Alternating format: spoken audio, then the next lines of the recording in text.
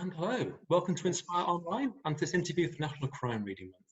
Today we're joined by the author Roz Watkins. Roz has written two highly acclaimed D.I. Meg Dalton books, Dead Man's Daughter and Devil's Dice, with a third, Cuts the Bone, due out soon. And most importantly for me, she's been a regular visitor to our Inspire Libraries recently. Welcome, Roz. Hi, it's lovely to be here. Hi, and how are you doing at present? Are you okay? I'm fine, yeah.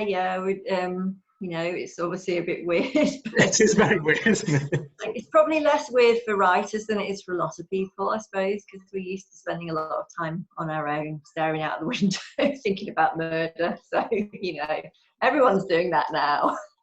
Yeah, it's a lot of time with family. Has it actually been okay for you as a writer? I mean, say okay, I don't mean that, but has it not impacted too much on your work? Or it's obviously it's affected events. So I mean, normally I do quite a few things like talking at book festivals and libraries, and just generally going out and doing talks and things. It's surprising how much there was in my diary actually that I had to cross out. But so obviously that's all gone. But the actual sitting down and writing the books, nothing's changed really. So apart from being able to just have a coffee with friends and brainstorm ideas, which is nice to be able to do, but there's sort of like no excuse now. Just have to sit down, get on with the book. 3 or 4 books are needed. Yeah, but it's been weird. Obviously, it's a hard time to concentrate, I think, because it's worrying times generally. And kind of, we were just saying about, if you got family a long way away and sort of hoping they're okay. So it's not always the easiest time to sit down and just write on a book, but actually I think that's a really good distraction. That I've got a deadline, I've got no choice, I've just got to get on with it. I can't spend the whole day on the news and, looking at all the awful things that are going on. It's nice. There's nothing I can do about it, so just have to get on with it. Yeah, and just huge respect for the people that are out there dealing with it. Yeah, quite right. So what I said before, this is an interview we're sort of featuring as part of May, which is Crime Reading Month. So if it's okay with you, I thought we'd have a bit of a talk about your books, a bit about crime in general, and maybe the writing process, if that's okay. Yeah, that's fine. Superb. Well, let's get on with it. I wonder if you might be able to tell us a little bit about your books and the lead character, D.I. Meg Dalton, just sort of generally. Okay. So I write a crime series that's set in the Peak District. I live kind of on the edge of the Peak District near Wirksworth, and it's basically it's got a main character, D.I. Meg Dalton, who's a detective, and I sort of wanted her to be quite a kind of ordinary character in some ways, so just kind of like my friends really. She's not an amazingly kick-ass kind of superhero sort. She's just a fairly ordinary person, but she finds herself in some pretty sticky situations. And I like to use the countryside around here and the sort of the myths and legends that are, there's lots of strange stories in the Peak District. We've got, even though we're miles and miles from the sea, we've got a sort of a pool with a mermaid, a sort of homicidal mermaid in it and stuff like that. Yeah. So I like to use those sorts of things and sort of weave that into the stories and present. Meg's quite practical and scientific, and I like to present her with situations which maybe seem impossible. It looks like the crime, looks like there's a witch's curse or something, and Meg's like, no way, but more and more things happen that look like a witch's curse. So that sort of thing. So there's a hint of the supernatural, but basically pretty much she has to solve it using logic.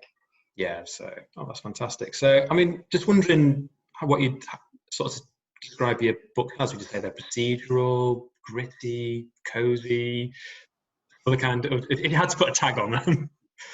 Yeah, they're not cozy because they deal with quite dark themes. So I tend to end up writing about things. There's usually a central theme, which is something that really matters to me, and something that you can debate from both sides. So the first one that we sort of end up looking at the issue of assisted dying, and then the second one is kind of about organ transplants, and the third one about factory farming. So they're all kind of quite meaty issues, but then the books aren't gory or bloodthirsty in any way. So I don't really like it when you've got, you know, these kind of serial killer books where you've got like lots of usually beautiful young women killed in horrible ways. Yeah. I don't like reading about that, so I don't write about it either. So they're definitely not cozy and light, but they have humour. The detective characters, because when I met cops, basically they dealt with the darkness by having plenty of humour. So that's the way that my characters deal with it as well. My detectives they've got quite a sort of little, you know, a nice kind of relationship going. So it's not super dark, but it's also not not either. Yeah, it's not dark. Yeah. That's fantastic. You said when you've met police, I mean, have you done a lot of research? I mean, you've done, or you just happen to bump into the police, or have you done research? Yeah, no. I mean, it's one of the hardest things actually. I didn't really mean to write a police procedural, so I started writing more of a psychological thriller. But because I had a body, I did need a cop to come. Yeah. And then DI Meg Dalton turned up, and she kind of just limped onto the scene and just took over the book. So I ended up, when I met my agent, she said, "Oh, is it a series?" And it's like, I don't really know. And she sort of said, "Yes, it's a series," basically, because it has to be if it's detective fiction. So she ended up being a series character. And then I realised that I knew nothing about police. Well, I realised that a bit sooner, actually. I knew nothing about police procedure. Yeah. But I remembered I had a friend who was a scene of crimes officer who I'd known years ago. Mm-hmm. And I managed to get back in touch with her.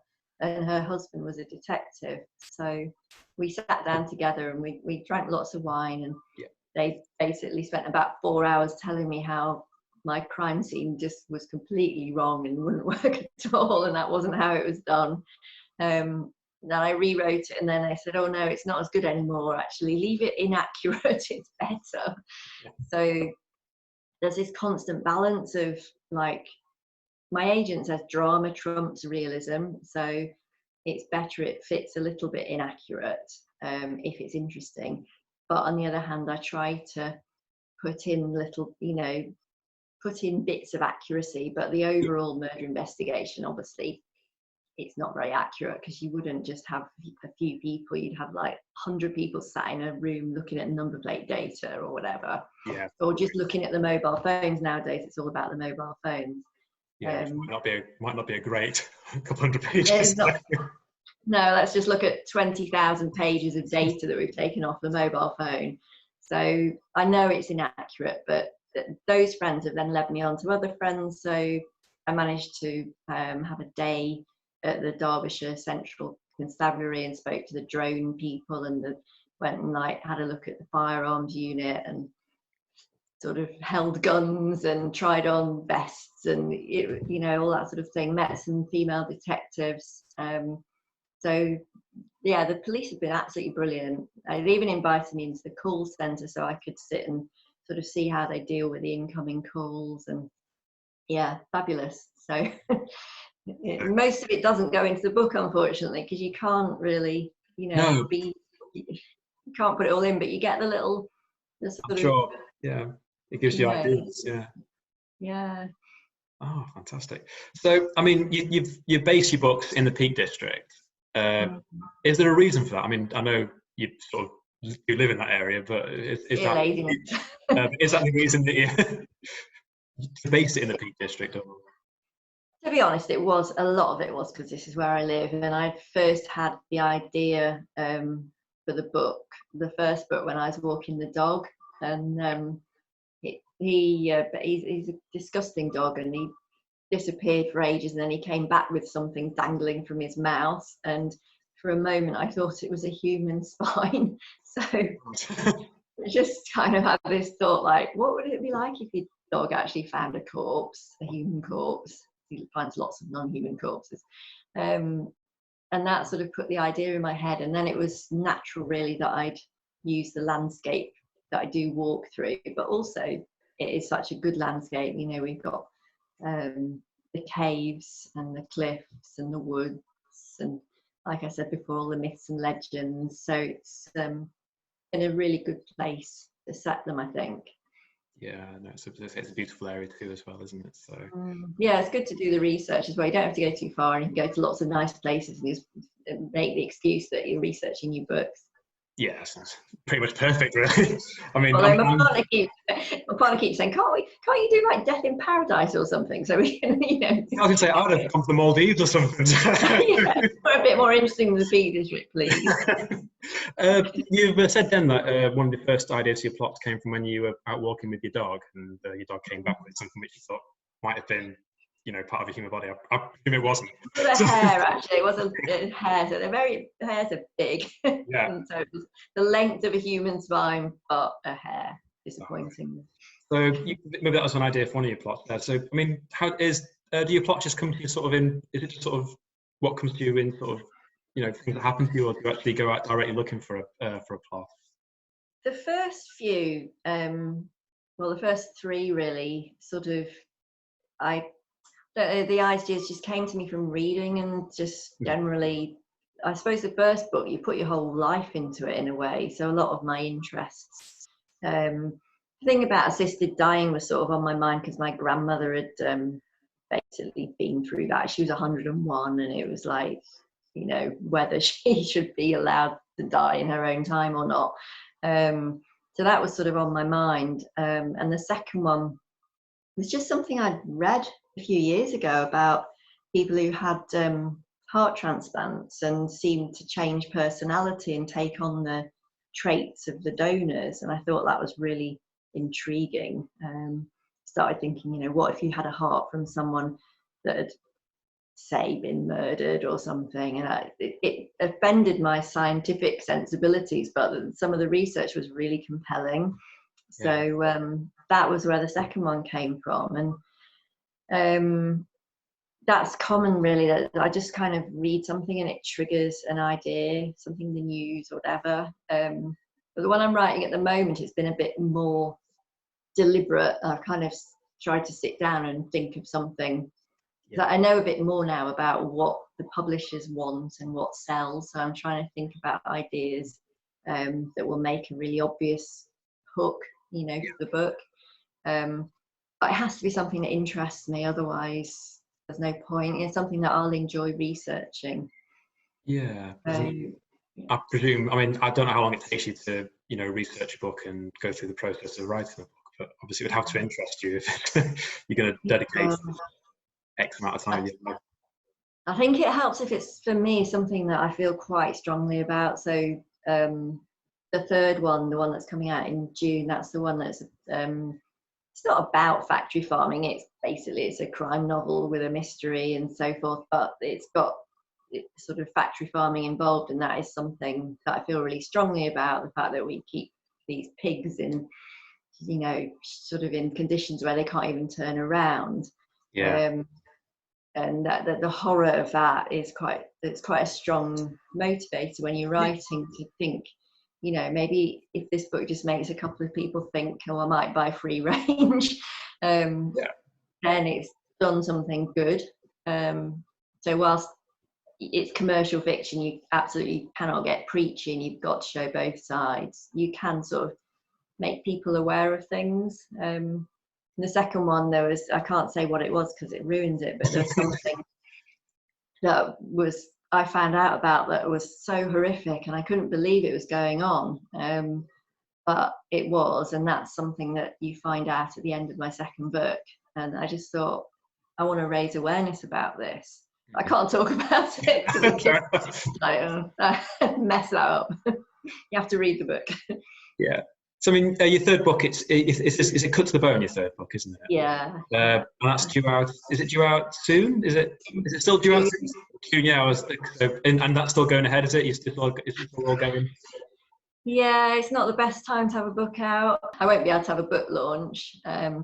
So we're having to get a bit more creative about things we can do online. But yeah, you know, it's a hardback, so it's normally very dependent on local bookshops. Yeah. You know, local sort of Waterstones and Scarthin and bookshops like that have been great, and obviously we won't have that. But fingers crossed. Yeah, so I mean, no one can answer that question, can they? So I'm doing like prayers and incantations. That's my marketing plan for this book at the moment. I think there's anything at the moment, isn't it? So, I mean, thinking a little bit more about the writing process, and I think when we came on beforehand, you've got lots of writing on the wall behind you. Is that anything to do with how you write, or is it?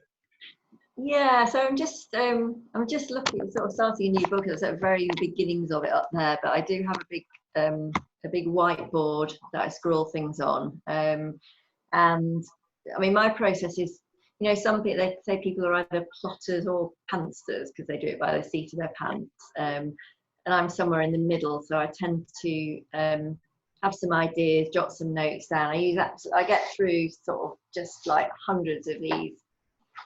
Wow. Books. I have maybe like 4 or 5 of them for each book that's full of notes. Wow. Because I like putting stuff down by hand and in coloured pens and things. Yeah. But also quite a lot just notes electronically as well, and then post-it notes, index cards that I spread all over the floor. So it's not very, if someone asks me what a process is, it's not very ordered. And a lot of it is just thinking. I just spend when I'm in the first draft phase, especially, just actually all the time, really, just thinking about the book when I'm walking the dog or doing anything, really. It's just always on my mind. So it's a bit overwhelming. How long does it take you to write a book? I mean, is there a particular, I mean, I guess you work to a deadline, but how long does it take you to write a book? Is it? So the first one was about 18 months, and then subsequently I pretty much have about a year per book, but it's a little bit longer, and then you've got the overlap, so it might be a year to do the first draft, and then you're editing that book with your editor and writing the next one, and marketing the one before. So you're sort of thinking about 3 books at once, really. But I know some people can write a book in 6 months or whatever, and I find it's a good year for me to let everything stew over, and you know, I have to kind of come at it from a few different directions until I know what the book is and what the real heart of the book is. So I'm not super quick, but I kind of, commercially, you really need to be able to do 1-ish a year. To keep that regularity. Yeah. So I've got a contract for 3 more. I've got to write in the next 3 years. So basically, 1 a year. Is that a continuation of the Meg Dalton books, or are you? It is, although we're also just talking about maybe doing a standalone as well. I've got this idea that I'm not allowed to talk about at the moment. That's not part of the series. I'd really like to write. So it's whether that ends up being book 4, or whether we do book 4 as the Meg Dalton and carry on with that later. It's a bit up in the air at the moment. Hopefully we'll end up doing both at some point. Most definitely. I mean, you're on your 3rd and now 4th book. Is it, obviously your first book, I guess when you wrote that, there was maybe no expectation on you, but as you've gone along, you do build up an expectation from your readers and I guess your publishers. Does that put an extra pressure on you, or does that make it easier or harder? Have you found it easier or harder as you? I think it makes it harder, because my first one, that was just fun. That was a hobby, and just really enjoyed writing that. And then the second one, I'd got my book deal, but my first book wasn't out yet when I was writing my second one. So I sort of was on this wave of euphoria when I wrote my second one.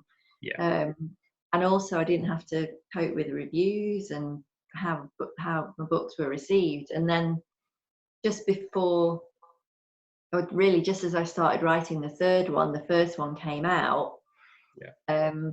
And even though it was really like well received, Yeah, I found that put pressure on, really, because there's a part of you that doesn't know where it comes from, you know, that you can't just make yourself do it, you know, it sort of has to flow. So as soon as you start reading all your reviews and thinking about it and thinking, oh, you know, how can I do this again, you can block yourself completely. So the third book was actually really hard to write. Yeah. It wasn't so much the difficult second book, because at that point my first book wasn't out. It was more the difficult third book for me. And we rewrote it. I rewrote it loads of times before my editor saw it, and then we rewrote it together, and it just took ages. It was a nightmare. Book from hell. Oh, right. So what do you do if you do get stuck in? So what do you do if you do get, I don't know, for want of a better word, stuck, or, you know, what do you do to unblock, you know? I tend to either read books by other people. That helps me because I sort of get inspired again. Or I read books on how to write. I find they really can get me unstuck sometimes, like screenwriting books in particular. Or I just take the dog out or go and do something completely away from it. I do find walking and thinking at the same time can really help. Yeah. And sometimes just doing, you know, just watching some TV and just getting away from it. At the moment we're decorating the kitchen, so I get to There's a lot of decorating at the moment, isn't there? Yeah, there's a lot of that. Yeah. So just getting away from it, I think. But that's the hard thing when you've got a deadline, because you tend to just think you need to work harder and harder and put more and more hours in, and sometimes that isn't the answer. Yes. Yeah. So it's not I don't think there's an obvious way forward always. Yeah. Just have to trust that it'll happen. And just going back to some of your books, I mean, do you have a character that you think, oh, I love this character? Or do you have a character you think, I hate this character, I wish I could bump them off, or I despise writing this character? Is there anyone, do you have a favourite character, a character you think, why did I write that character? You know, not in that they're a bad character, just I don't like this person, you know, I don't like this character. Do you have anything like that? There's one character who I sort of love and sort of hate, who's one of Meg's colleagues, called Craig. My partner always jokes that Craig's based on him. Yeah. He is a little bit, but they've got the worst bits of my partner.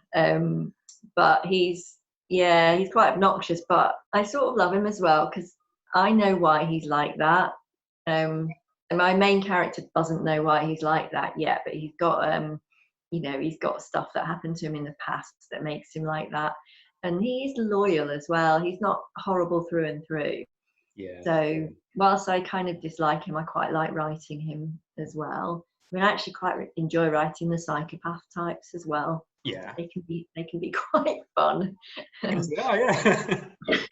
I try to make them all have a reason, so I don't have people who just kill for the sake of killing. Yeah. They've got. I mean, in my second book, I actually felt like the murder was kind of quite justified. You know, It was a pretty strong reason. A bit less so in the first and the third. You know, a bit madder, but still, in their minds, they're not baddies. Yeah. You know, they think they're doing the right thing. So I quite enjoy writing those characters. It's the things that you might think in real life that you would never actually do it. Like, I can do that in my characters. Quite nice to live that kind of, you know, you say the side of us all that actually we all have thoughts occasionally. So. We do. To have the outlet, you know. This is quite nice. So, as I said, the interview is for Crime Readers Month, which today is the 30th of April. So, is that tomorrow? Is the Crime Readers Month? I hope it's okay if I just ask you a few questions about crime books, the kind of things you like, any kind of suggestions which I can steal and then go and read myself. Would that be okay? Yeah, sure. Fantastic. First question is, who is your favourite crime writer? Oh, I looked at this question and I just thought, I can't, it's impossible to answer these questions. It's like asking parents about their favourite child. It's like there's so many. I mean, in terms of the sort of ones that I've grown up with, I mean, kind of massively respect Agatha Christie for her amazing plots and the fact that she did it without the internet. It's just like, how did she do that? And someone like Patricia Highsmith, I think, for characters, Daphne du Maurier. And also when I was growing up, I was a big fan of Enid Blyton. I think she doesn't get mentioned very much in crime writing, but actually the famous five got me and a lot of crime writers started. When you chat to people, it's surprising how many crime writers grow up on Enid Blyton. And it wasn't long before I was growing up that she was banned from libraries, which is just, you think, I mean, I know if you read it now, it's horrifyingly racist and everything, but at the time it kind of got a lot of kids into reading. So yeah, and in terms of recent crime, I like Tana French, I like Susie Steiner, Kaz Freer, Cara Hunter, people like that. I like the sort of Harry Bingham. They have their main narrators are quite kind of opinionated and interesting. I like that, as well as the crime. It's nice to have a character that you find really interesting that you can relate to. So yeah, that'd be some of my recent, sort of on the police side of things, favourites. That's brilliant. I mean, is it crime that you actually like? Is crime your major thing that you read, or do you just... It is now. Weirdly, it actually wasn't. So I sort of confessed only quite recently to my agent that I've not really read much in the way of police procedurals. It wasn't really my thing, and I only accidentally ended up writing one. So yeah, now I'm reading a lot of crime, but sort of historically I've read just all sorts, really. A lot of props would be more classified as literary, but I didn't regard it as literary, but just more general fiction, not so much the policey stuff. I like psychological thrillers, though, I always did. But yeah, I read really, really widely in the past, but now we get sent, it's like, it's a good problem to have. We get sent books by publishers, that they want the author quotes. Oh, yes. Oh, I see. So it's one of those things, it sounds like an amazing thing, people send you books for free, but it's actually quite stressful because you get sent more than you can possibly read. And you want to be nice, and especially with debut authors starting out, you want to read the book and say something nice, but you can't read them all. So no, but you've got a full bookshelf. Certainly got a lot of books, yes. Yeah, I mean, I know these questions are quite really hard ones to answer. I mean, we'll go for another one. What are you currently reading? What are you reading at? So I'm just about to start a book by a Derbyshire author, actually, Fran Doricott. It's called The Final Child. It's her second book, but it's approved, so it's out later in the year. But I really liked her first book, After the Eclipse, so I have high hopes for it. But yeah, that should be good. She's worth checking out. Brilliant. And another sort of question: what's your favourite TV series or film based on a crime novel? So I think The Talented Mr. Ripley as a film, that is great. Really enjoy that. And then at sort of the other end of the spectrum, I love a bit of Midsummer. Oh. Yeah, I know it's daft. And I'm like, Barnaby, get away from the crime scene. He's stumbling around on everything, contaminating everything. But, and he goes to about 20 in an hour, doesn't he? He sort of goes there, he gets another phone call, and then he's off to another crime scene. Yeah, I know, cross-contamination Barnaby. But yeah, and Lewis as well, actually. Like the plots in Lewis, I think, are actually really good. Yeah. So yeah, they'd probably be my favourites. Yeah, it's good. It is. I mean, they're really good, actually. I mean, Lewis is quite they're sort of almost like real whodunits, aren't they? And yeah, it's very, very sort of comforting, isn't it? It's yeah, I mean, I don't know why, because you're like, God, someone's just been stabbed through the heart or like shoved in a beer barrel and throttled or whatever. It's like, why is this so comforting? Like, why am I feeling better? But yeah, no, they're great. No, they are really, really easy to watch. I mean, again, probably last question now. What's your favourite crime book, or what's a real book that you'd recommend? It has to be a favourite. It's one you can think of as a real fantastic crime book. What a book I love, I don't know whether it counts as crime, but it's definitely, there's a crime in it, is We Need to Talk About Kevin by Lionel Shriver. Oh, yes. They made a film of it, which I didn't think was as good, but the book I really love. So yeah, that is definitely one I'd give a go. And in terms of more classic-y crime, I mean, if people haven't read Gone Girl yet, I know it's obviously done massively well. And that, you know, those books aren't always great, but I do think that is a good book, and she's a really good writer, and her other books as well. Gillian Flynn, definitely worth a try. But yeah, I couldn't pick just one, really. No, it's an impossible task, I think. Yeah. So, but yeah, Kevin, go for that. I mean, yeah, it's really difficult to ask someone about a favourite book or a favourite whatever. I mean, often, even if you have, it changes on a daily basis, doesn't it? Or or a weekly basis. Or you can ask you one question today, and then in 2 months' time, it'll be another. Yeah. You know, you've probably got a list of 20 or 30 books which you think are a brilliant book you'd happily read again, or you'd happily talk about. And it's very hard to have a real favourite, I think. So they are horrible questions, so I do apologise for that. Well, I mean, what I've got to say is thank you ever so much, Roz. Thank you for this interview, and that's brilliant. Thank you very much. Goodbye. Thank you, Roz Watkins.